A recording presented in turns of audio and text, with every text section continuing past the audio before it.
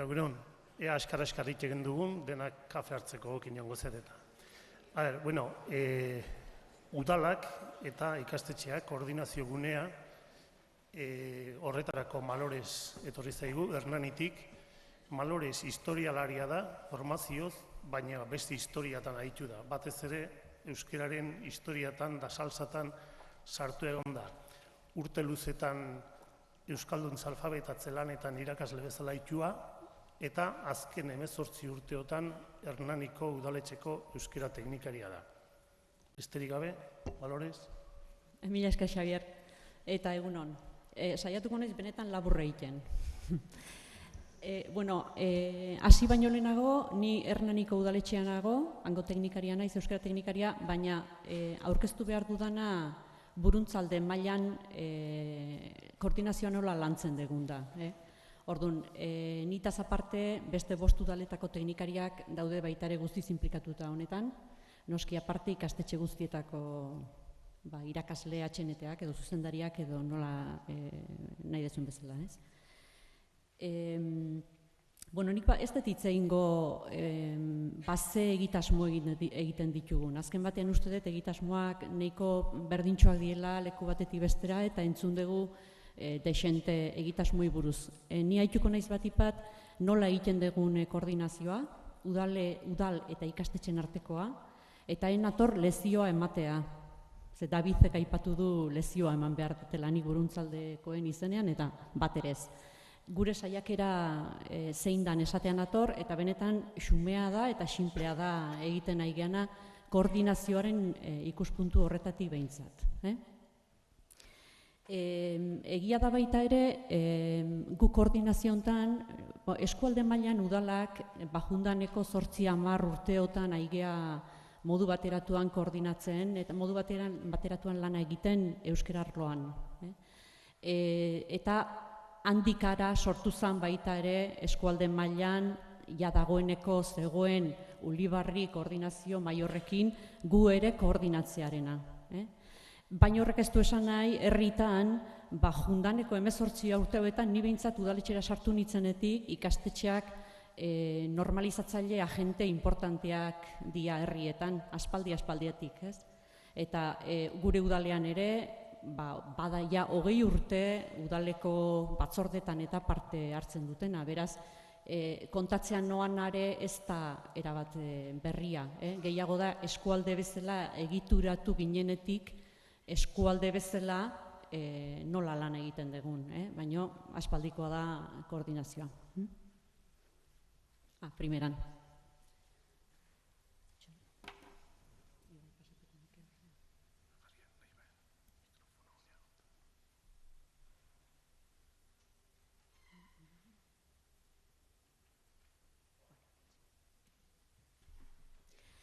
Hor, karpetan badezue taula oso osorik, eta nik orrialde bat edo besterik ez dizueteak utziko. Idea bat izan dezazuen zertan hemen jasotzen dana. Eta koordinazioaren lana biltzen dulako nola baitere. Orduan, gu nondik nola hasi ginen koordinatu behar hori, koordinazioaren onurak ez dut uste esplikatu behar ditugunik, eta denok dakigu koordinatuta lan egitea dela askoz ere interesgarriagoa, ez? Baina eskualde mailan hasi ginenean, baita ere hasi ginen, eskatzen nola baitere Xabierren bidetik eta Gulasar teoriako berritzegunean koordinatzen geha, eta zeintzian zuek ikastetxeok urteko planean jasotzen dituzuen egitasmoak, eta irailean edo entregatzen dituzuen plan horiek, ezagutzeko guk ere ikastetxetatik zelan egiten aizeaten. Eta jaso genitunean, eta genekien lehendik ere, baina orduan ja nahiko garbi ikusi genuen, guk udaletatik egiten genitun planak eta batzutan ez zeudela jasota ikastetxetatik egiten ziren plan horietan. Askotan gainea parte hartzen zuten ikastetxeak edo hartzen zenutenok ere igualetzen dutela zuen kasileroa nolabait ere betetzen egitasmo horiekin, ez? Hori batetik. Eta bestetik baita ere, hasi ginen gu eskualdean programa berri batzuk egiten, eta nolabait ere nahi genuen programa horiek egiteaz aparte jasota ere egotea. Hortik sortu zen, askotan ikastetxeek garbi daukate udaletatik ere zer egiten den, eta batzutan parte hartzen dute, baina gero modu integratuan ikusten dituzte gauzak eta ulertzen dituzte gauzak eta enkasilatzeko modu bera daukagu eta hortik abitu ginen. Orduan esan genuen, bagoazen sistema txiki bat jartzea, gutxinetik elkarren berri izan dezagun, haie jakin dezaten udaletatik zer egiten dugun, eta gu jakin dezagun zuek ikastetxetatik zer egiten dezuen, ez? Orduan, irailean aurkezten bali badituzue zuen planak, urteko planak, eta hortarako pentsatzen dut, ekainean edo hasten bali mazeate prestaketa lanetan, bete alizateko beharko zenukete jakin guk udaletatik zer egiten dugun, ze eskaintza daukagun guk udaletatik hurrengo ikasturterako. Orduan, maiatza aldera, adostu genuen halako bilera bat egitea eta nolabait ere guk aurkeztea hemen jasota daukazuen halako plantilla bat. Orduan, plantilla hontan jasotzen da udaletatik edo hobeto esan da udalerrietatik, ze ez gea udalak agente bakarrak, badia euskara elkarteak, badia euskaltegiak, euskara normalizazioan agente oso diferenteak daude, gehienetan ez oso ondo koordinatuta, baina bakoitza egiten ari da gauza pilo bat. Orduan, zer dago gure udalerrietan ikastetxeei begira eta haientzako baliagarria izan daitekena. Eta beraiek ere, kasila horietan txertatzeko moduko egitasmoak izan daitezkenak. Eta guk jaso egin genitun. Kolore desberdinetan daude, nolabait ere, herri bakoitzak dituenak, ze naiz eta eskualdean lan egiten dugun, herri bakoitzak baditu bere egitura, moduak, historia, bere estrukturatze desberdinak, bere baliabideak, oso herri diferenteak elkartzen gea buruntzaldean. Orduan, kolore bakoitzarekin jasotzen da herri bakoitzeko, udalerri bakoitzeko egitasmoak, kasillero horretarako egokiak izan litezkenak. Eta urdinez, kolore desberdinak daude, eta urdinez jasotzen da eskualde bezala modu bateratuan daukagun edo dauzkagun egitasmoak. Hor, konkretuki, ikasleen erabilera areagotzeko zuek dituzuen ataloietan, jasota egongo liake ahozkotasuna eta bertsolaritza egitasmoa, eskualde bezala lantzen dugun egitasmoa, eta txuriz daude Astigarragako udalak, dauzkanak, Horiz, Hernanikoak, eta ondoren datoz, Lasartekoa, Andoaingoa, eta bar. Eta horrela pixka bat, lan arlo bakoitzean. Beraz, maiatzean ikastetxeak hori jasotzen du, eta bere programa osatzeko badaki zer dagoen udalerri mailan. Eta normalean ezagutzen du parte hartzen dulako. Baina badaukaia modu eskematiko batean beretzako baliagarria izan liteken moduan jasoa. Horrekin edo hortaz baliatuko da bere egitasmoa osatzeko. Eta azaroan egiten duguna da, hemen gauza ez da lehen esan da askotan eta ez da guk prestatzen ditugu egitasmoak, modu zentralizatu batean, guk bulegoan prestatzen ditugu, oso profesionala gea, eta guk eskaintza egiten diogu ikastetxeari, datorren urteako, hau, ez dugu lan egin nahi, ez? Nahi dugu baita esan ikastetxen partetik, baina guk hau beharko genuke. Orduan, azaroan edo elkartzen gea ikastetxekin Ulibarri foroan, eta galdetzen diegu beraiek hurrengo urteari begira ze behar izango lituzketen eta zer eskatuko lieken udalei. Udaletan aztertu egiten dugu, egiten zaizkigun eskakizunak erantzuteko modukoak diren ala ez.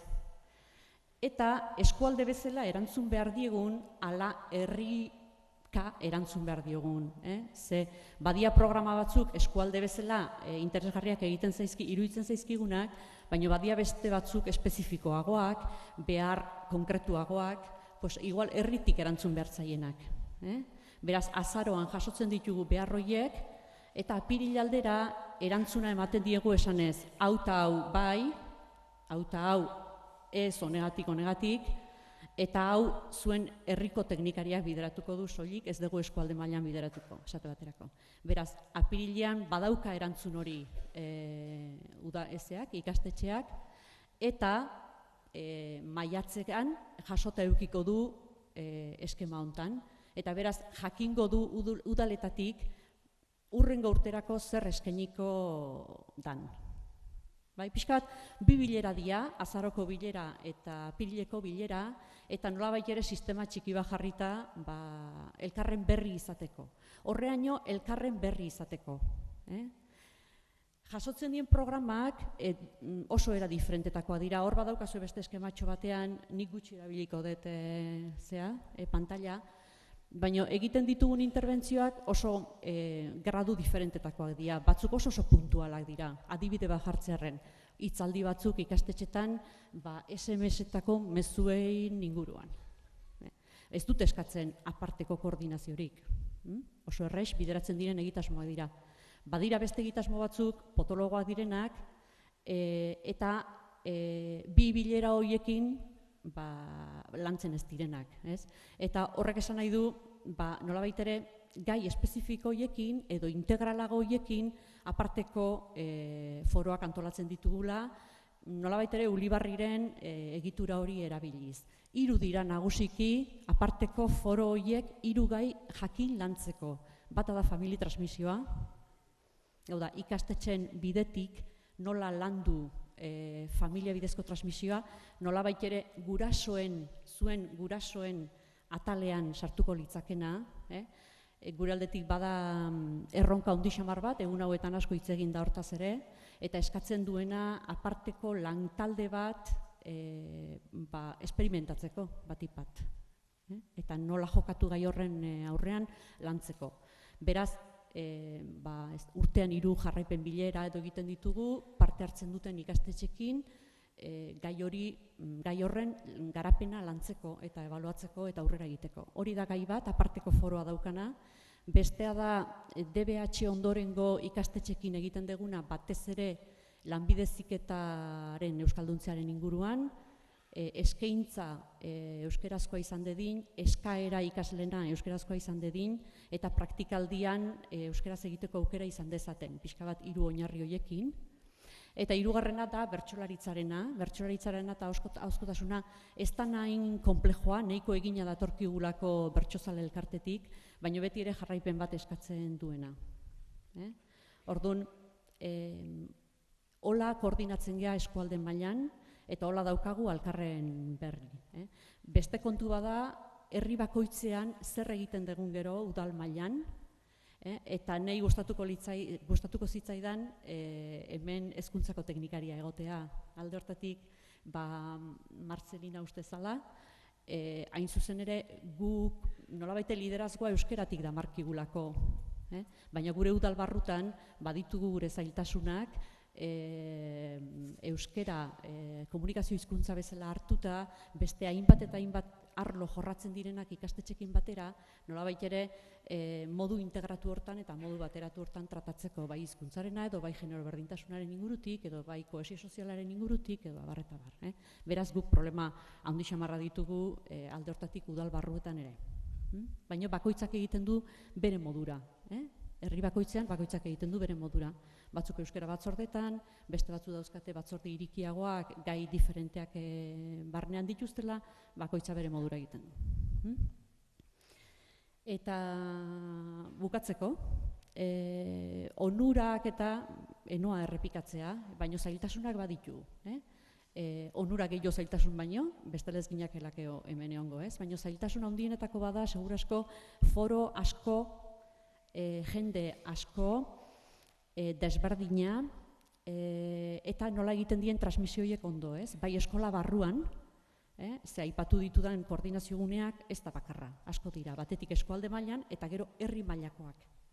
Orduan ikastetxeentzako nik uste dut oso lan handi xamarra dela hori, denetan egotea, eta denetan egotea, ez da pertsona bat denetan dagoena, pertsona desberdina dira. Udaletxeko bileretara agian zuzendaria dator, Ulibarrikoetara atxenetea dator, baina agian famili transmisioarekin lotutako foro berezi hortara aurrezkuntzako beste irakasle bat dator. Beraz, hoi dana nork bere buruan integratzea, kolokatzea, eta dena programa bakar baten edo helburu bakar baten inguruan dauden pieza diferenteak direla jabetzea, uste dut ez dela bat ere erraxa, eskola barruan eta udal barruan ere askotan.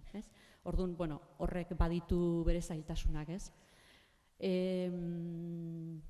Erronkak edo pixka bat koordinazioaren aldetik, ez hainbeste egitasmo jakinen aldetik, baizik koordinazioaren aldetik, por supuesto, hobeto egitea, arintzea koordinazioa,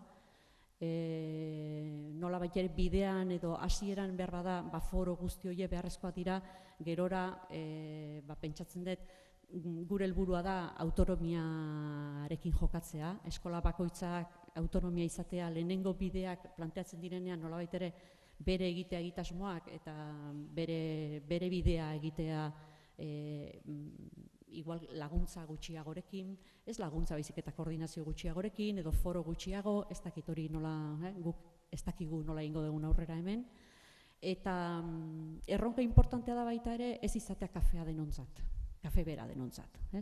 Bakoitzak bere beharrak ditu, orduan koordinatzea gauza bada, eta bestea da gure programak bakoitzaren edo, esango nuke bakoitzaren beharretara egokitzea edo bakoitzak hartzea programa horietatik eta egokitzea berera.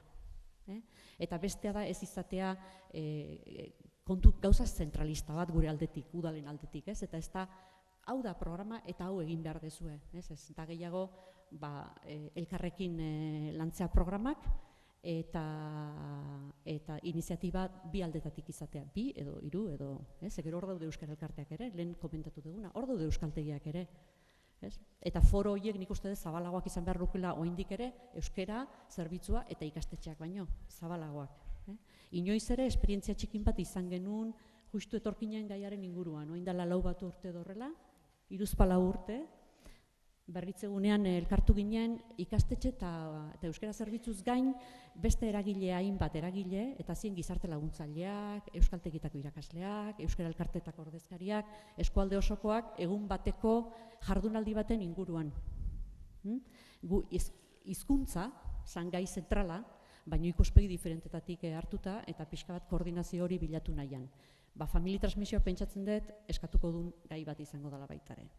Hau ez da ikastetxeen gai bat bakarrik, ez da udalen gai bat bakarrik, askoz ere gai zabalagoa dira eta pentsatzen dut gune hauetan eragile gehiagok hartu beharko dutela parte eta hoxe. Horreaino.